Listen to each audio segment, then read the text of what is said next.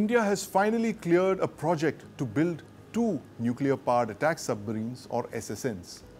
These SSNs will be built at the Shipbuilding Center in Visakhapatnam. It will take 10 years or more to build both of these warships. Now, I want to start with an incident that occurred a decade ago in 2014 to tell you the importance of SSNs. Now, between December the 13th, 2013 and the 12th of February 2014, the PLA Navy deployed a Shang-class nuclear-powered attack submarine or SSN in the Indian Ocean. The SSN sailed out of the Sanya submarine base on Hainan Island in the South China Sea, sailed all the way to the Red Sea, and then sailed back 2 months later. This was the first declared operational patrol of a Chinese SSN in the Indian Ocean region. China had demonstrated it had the ability to project undersea power into the Indian Ocean, right into India's backyard. And since then, China has constantly deployed submarines into the IOR, both conventional and nuclear platforms. Now, top secret intelligence assessments prepared by RNAW and Naval Intelligence in 2014 termed the PLA deployment as seriously aggravating India's security concerns. And here's why. Because India depends almost entirely on the seas and the oceans for its energy security and trade. Nearly 95% of our trade by volume and over 90% of our energy flows from the seas.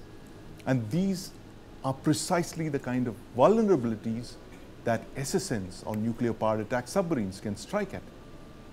But conventional submarines, which we hear of, are vulnerable. They are actually submersibles.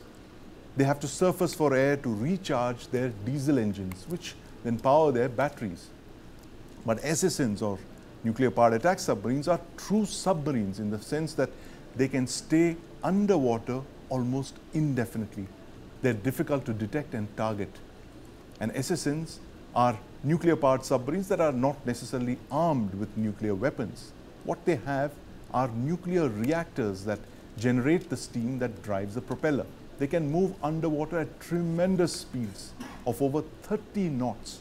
Now, that's the speed of the Indian Navy's fastest frigates and destroyers.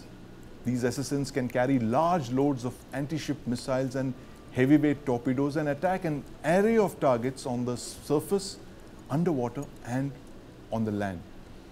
Nuclear-powered attack submarines are the only naval platforms capable of operating independently and discreetly in enemy waters, thus posing an asymmetrical threat to the enemy. But it's taken us over 15 years to finally get moving on the SSN project. And the result is that India today is the only major world naval power which doesn't have SSNs. And joining me to discuss this today are 2 of India's most respected naval voices, Vice Admiral K. N. Sushil, former FOC&C Southern Naval Command, and Commodore C. Uday Bhaskar, one of India's best-known defense analysts. In the studio, I have with me my colleague Deepak Padana. Gentlemen, welcome to the News9 Plus show. Thank you. Admiral Thank Sushil, you. Nice to be here. Admiral Sushil, I want to start by asking you this. It's been a long time since we've been talking about SSNs. I've literally, my hair is grayed since the time I've been discussing this subject. 2007 is when NHQ, Naval Headquarters, first proposed SSNs, with the first unit to be fielded by 2022, that is 2 years ago. 15 years later, we have only okayed the first 2 units of that project. Why has it taken us so long? Is it cost? Is it bureaucracy? Is it the complexity of this project, the technology that's involved, or is it all of the above? In one short sentence, it's all of the above. You know, we started off our nuclear program, Yes. the ATV program actually, Right. by trying to build an SSN. Right. And along the way, we, changed it into an SSBN. And we forgot all about the SSN, the requirement of the SSN, because we were very thrilled about getting a SSBN. And that was the start of this journey. Right. But over the years, we had realized the importance of SSNs, and therefore the lease of Chakra 1, Chakra 2, and so on and so forth, which gave us a platform to start thinking about and, doing the basic training in such operations. But we are still technologically struggling to, get to an SSN. Right. We're still struggling to get to an SSN. And in fact, Commodore Uday Bhaskar, I was just discussing with my colleagues that the time that it takes to build these two first units that have been sanctioned by the government is so long that the future commanding officer of the first Indian SSN would possibly be a lieutenant right now, if not just a sub-lieutenant. That, just to give you an idea, 10 to 15 years is what we are talking of here. Why has it taken so long in your understanding? A short answer, Sandeep, is a combination of indifference to the maritime requirements of the country. And I'm afraid a fair amount of ineptitude at the highest levels of decision making in India. Right. Because let me pick up the thread from what you said and what Admiral Sushil has just said. 2007 is when the SSN is formally initiated in terms of, in India, everything moves with a file. Right. So my call is that the first file on the SSN starts somewhere around 2007 to 8. Right. Today in 2024, we are applauding, quote unquote, that the CCS, the Cabinet Committee on Security, has given an approval in principle for two of these vessels or two platforms. Yes. And this is 2024. Right. Look at the timeline. 2007, 8 to 24 is 16 years. Right. My estimation that even in a best case scenario for a new SSN, which means that you have to test the reactor, so all the simulation on land and then take it to sea and so on, 12 years to my mind, otherwise I'll defer to Sushil, who is a very wise dolphin. But I would say 12 to 15 years is a reasonable time frame. So in 2036, we will have the first SSN operation. And then another may follow on in another 3 or 4 years, 2040. So I'm afraid from start 2007 to 2036 is almost 30 years to get one operational submarine. This is a very poor reflection on India's decision-making apparatus across the board. And I think that is something we must ponder over, that why is it that our strategic platforms are taking so long? So I'm afraid I blame the entire system in terms of the delays for the decision-making. Absolutely, and you've hit the nail on the head, Commodore Uday Bhaskar, the fact that it's taken us so long, decades in fact. We are a civilization that's thousands of years old and seems to take several decades for us to move on strategic projects like this. But Admiral Sushil, given the fact that we've mastered certain aspects of nuclear submarine building with the Arihant class, the second unit was commissioned this year, and 2 more are in the pipeline. Is there any way of shortening this timeline that Commodore Uday Bhaskar mentioned, this 15 years, could that be reduced to say 10 or 12 or even less? Or is it that this particular unit is a completely new technology and therefore you need to go the whole 10, 15 year timeline of inducting a new platform? No, it's a fairly good question, but slightly difficult to quantify the timelines here. Basically, because if you look back at our experience in building these submarines, are we going to have a continuum of, say, similar technologies, for example, the pressure hull steel, the type of reactors and so on and so forth, then their timelines could be shortened. But that won't be the case because we cannot continue the same line. And therefore, there will be, differences and therefore introduction of new technologies. But fundamentally, if we know how this reactor is going to come about, and if they can produce the reactor in about 6 or 7 years, then the timelines could well be cut short.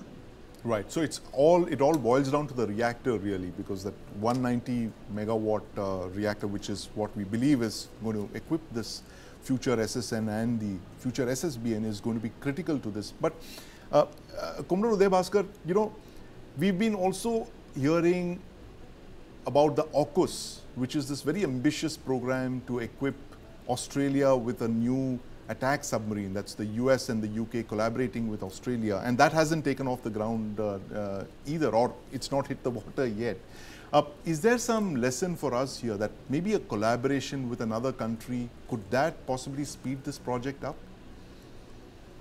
Technically, yes. Meaning that if you have a country like the United States, or for that matter, the UK, which already have a proven industrial base, both for the design and the manufacture of nuclear submarines, then yes, India could benefit.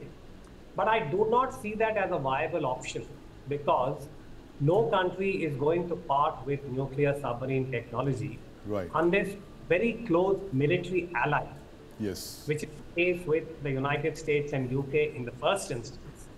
And bringing Australia on board is actually a very major step as far as the transfer of nuclear technology in the military domain is concerned. Now, personally, I think that for India, to the extent that we are also very, very conscious about strategic autonomy, when we are striving to be Atmanirbhar, which is the goalpost of 2047, I think India has got something going in terms of having proven that we went down the SSBN route, which is completely, as I said, anomalous. No country has gone to the SSBN in the first instance. We did it. A lot of skeptics said that we may not be able to realize success, but we did. So my sense is that we should stay the course. Our indigenous effort is showing results, but we have to improve the timelines and the efficiency. Country cannot have a situation where every project has to be steered by the PMO. The system has to acquire that inbuilt efficiency, and the SSN can be a very good example of Atmanirbharta. Instead of 2047, if the CCS and the Prime Minister, Mr. Modi, give you a benchmark of 2037, hopefully we are talking about expediting the whole process and giving the SSN the kind of importance it deserves. It's a national platform. It is not a naval platform. And I think that should be bought. I think you've just hit the nail on the head, Commodore Udaya Bhaskar, and this is the reason I defer to your wisdom, is the fact that it is a national project. It is a military platform that's an Indian military platform. It's not a naval platform. It's not a submarine arm platform. It is a strategic asset.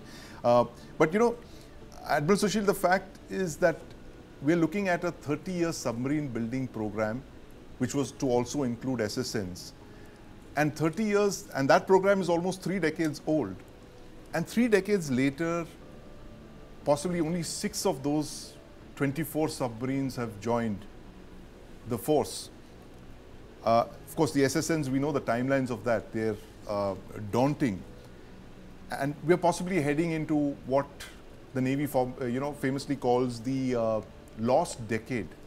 Are we looking at another lost decade when it comes to the submarine arm? The fact that you don't have, what to talk of, not have SSNs, you don't even have conventional submarines to build this gap. Is there something that needs to be done on priority right now, whether it's off-the-shelf buys or, like Commodore Udaya Bhaskar mentioned, to set a huge national benchmark, make it a all-of-nation approach to hit your deadlines with this very critical program?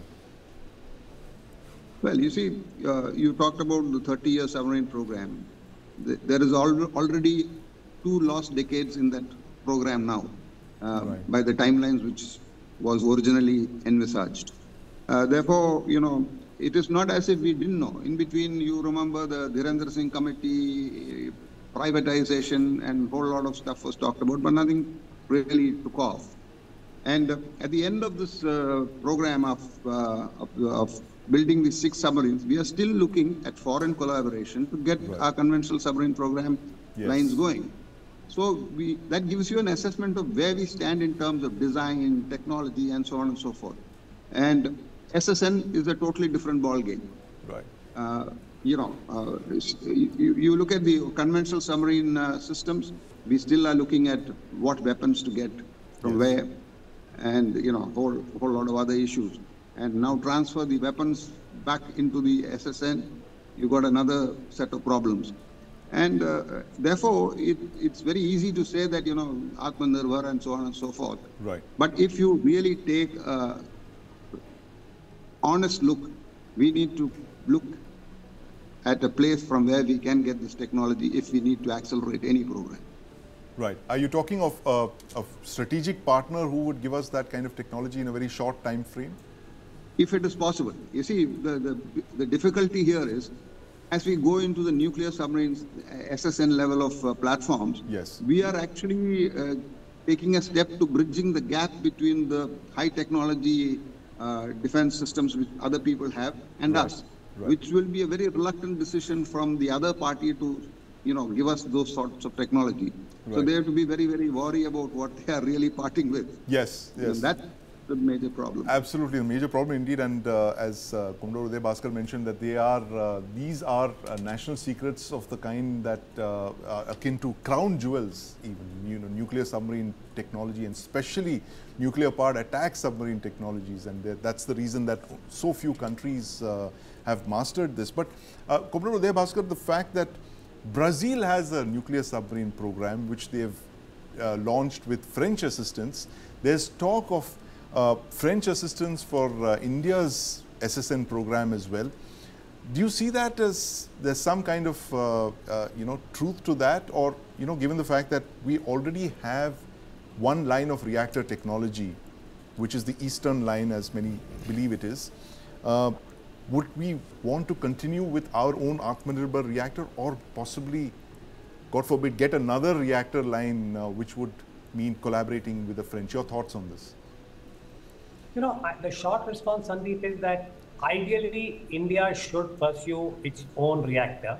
Right. Because in the long run, we are talking about a program that would be relevant even beyond 2050. Yes. So being dependent on any other country, even hypothetically, if you have a foreign nation that is willing to part with the kind of technology we are seeking, we are still dependent on them for that particular technology. So my wish list is India should pursue with the reactor.